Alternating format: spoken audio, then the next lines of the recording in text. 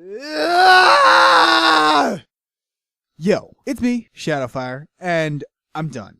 I'm just done with this. This is my video on my thoughts on EQG, but you know what? It is by no means my first attempt on this particular topic and video. I haven't posted my other attempts because every time I get close to finishing it, something always comes up. Whether it's been losing the file altogether, which really irked me. Some pony else posting a video saying exactly what I was going to say, working full time and not being able to do much, or getting a new perspective altogether that changes what I want to say. It's been over 2 months since that announcement video that like 18 people actually saw, and though I never set a release date for this, I think I've taken long enough. So here you go. Enjoy. But, very quickly, spoilers, duh. And if you've heard what I'm trying to say from some pony else already, oh well. I tried to avoid that, but when every pony and their dog has made an EQG review video, that sort of thing kinda happens. Super speed run through! The movie starts out with Twi and the gang heading to the Crystal Empire for the Princess Summit, which never actually takes place in the movie. Twilight is understandably overwhelmed at the thought of her duties and what they may entail. I've heard some people complain about this, saying that Twi should just realize that Celestia has been training her for this her whole life, and that she is in fact ready. To those people I say,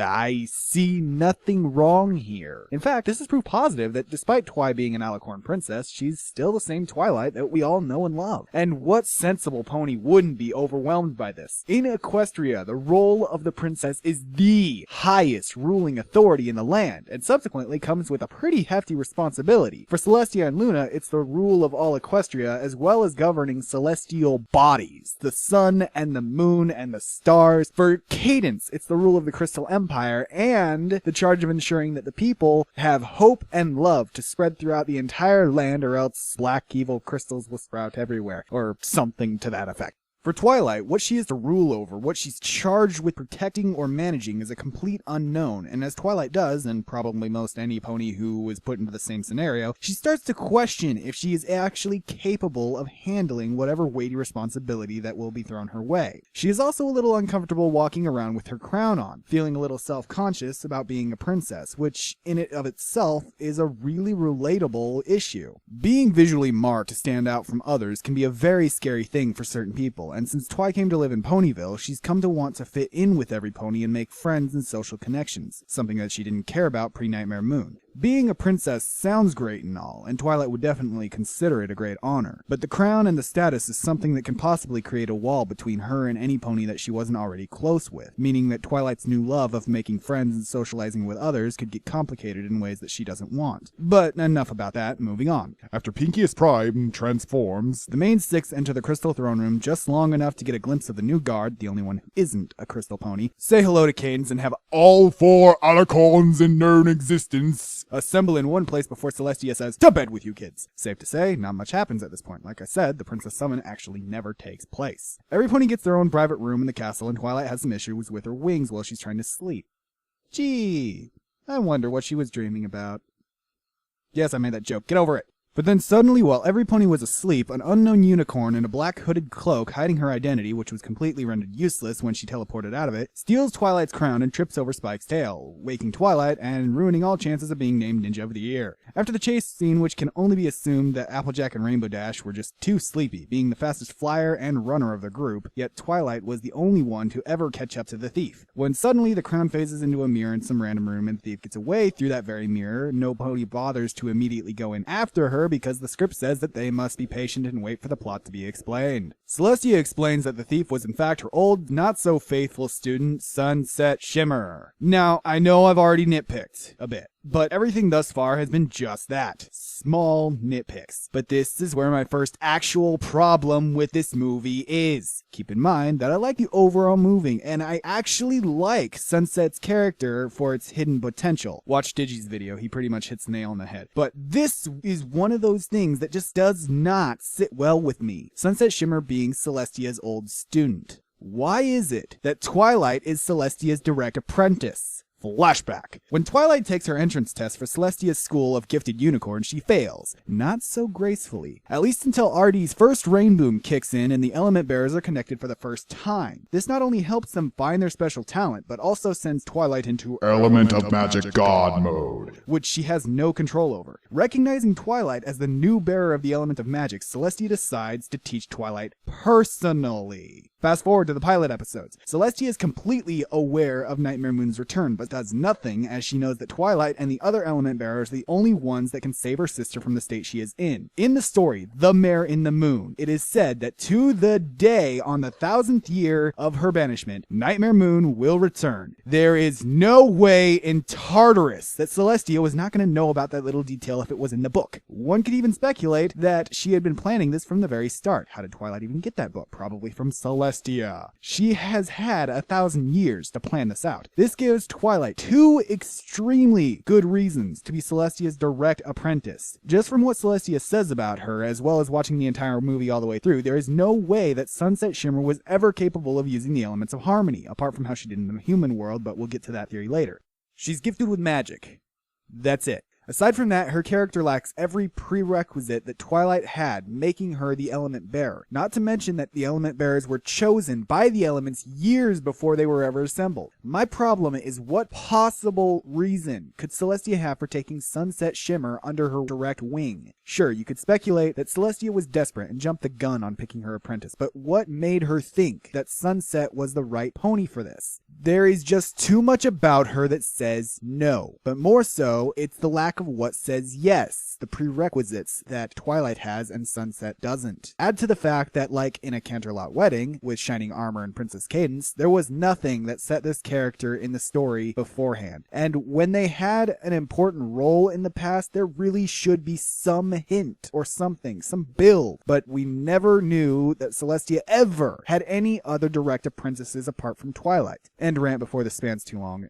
A little late for that, though. Celestia explains how Sunset Shimmer didn't get what she wanted as quickly as she had liked, so she set off on her own. Apparently this leads her to go into the human world, because that makes just as much sense as Pinkie Pie. She obviously wanted powerful magic, so she travels to a world where she's not capable of using any magic at all.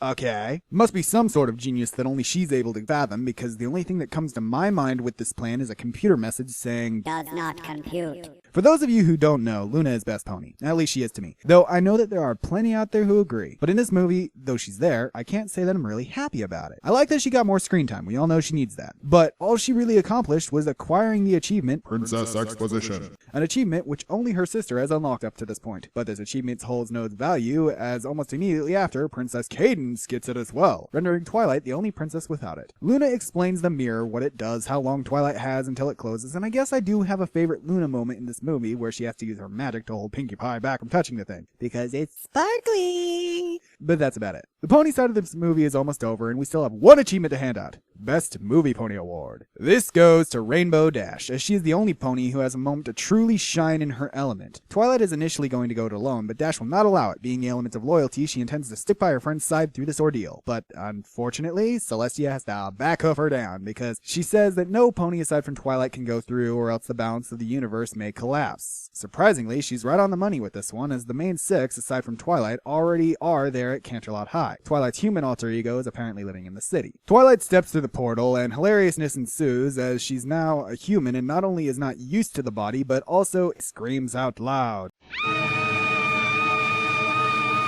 Spike is also a dog, which makes no sense at all. I mean, there are dogs in Equestria, and dragons are nothing like them. This also portrays Spike as Twilight's pet, but he's really more her little brother / assistant, so he really should have been a human as well. But funny gags do come from his dogginess, I suppose. Woohoo! Did that dog just talk? The talking dog is the weird thing about all this? Twilight is missing her magic, her body, and even her wings that she hasn't quite gotten used to, but she learns to adjust, and what I like about it is that she doesn't adjust too quickly, or even completely, as she can't kick some of her old pony habits, even after learning how to use the new body properly. Countless humanized pony cameos later, and a montage song, as well as having gone into the boys' bathroom, Twilight finds Sunset bullying Fluttershy and stands up to her. Obviously not something that anyone else has the guts to do, but Sunset Shimmer doesn't recognize Twi and vice versa. Celestia, so it's not the high-stakes kind of encounter that it could have been. Twilight's encounter with Flutters is reminiscent of the first time that she meets her in Ponyville. She finds out that Fluttershy gave the crown to Princess Celestia and goes to talk to her about it.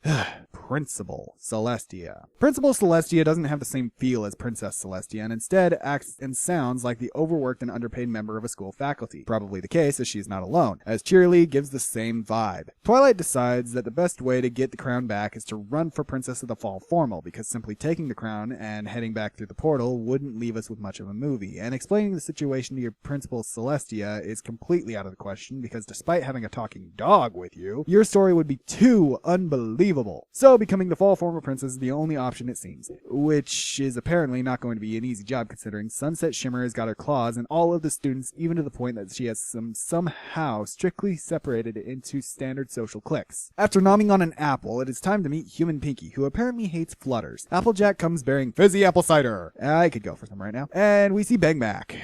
Big Mac. Pinky tells AJ about Twilight's ambition and then Epic spit take. in her explanation about how not to turn your back on Sunset Shimmer, it's revealed that AJ hates Rainbow Dash. Sunset Shimmer makes an appearance to act like a complete snob and finds out that Twilight is here trying to win back her crown. Snips and Snails are unfortunately once again in the position of the evil henchmen. Sunset confronts Twi, and in her taunting, she even asks Twilight if she knows what happens to the elements of harmony if they are brought into another world. Twilight doesn't know the answer, and for some ungodly reason, Sunset does. And it would seem that anyone can use them is the answer. Why? Who knows? Random semi-baseless theory speculation fanfic time. The elements of harmony only work for their chosen users, but that doesn't seem to be the case in this new world. Why is that? How do they choose their users anyway? Does each element have a consciousness of their own and can tell if it's their chosen user wielding them? The elements of harmony and the spirits of the elements of harmony are apparently two separate things, but these are clearly magic tools like the Alicorn Amulet and the Crystal Heart, and things of that nature. What sets them apart are the fact that these are not just simply magic tools, but that they have their own spirits, and that these spirits bond with their chosen wielders. Because the magic tools have their own spirits, they will not work for just any pony, and can only work when the spirits of the tool are in sync with the spirit of the wielder, which is why discordant element bearers can't use the elements properly. If these spirits are bound to the world of Equestria, then if the elements were to be taken into another dimension, they become normal magic tools and no longer have the spirit locking their power away from those who would misuse it. Well, anyway, that's just a wild speculation, and it would fit the situation. But back on topic. Twi does research in the library and somehow manages to sleep there on a bed of books overnight without being busted. Boy, this school is lax on its rules. The very next day, everyone is laughing at Twilight because of the photos that Sunset Shimmer had Snips and Snails take of her. And Rarity comes to save the day with a disguise. We find that Rarity dislikes Pinky, Flutters also dislikes Pinky, and the hatred chart is complete. Pinky hates Flutters, Rarity and Flutters hate Pinky, Applejack hates Rainbow, and Rainbow doesn't come into play, but she apparently dislikes Applejack.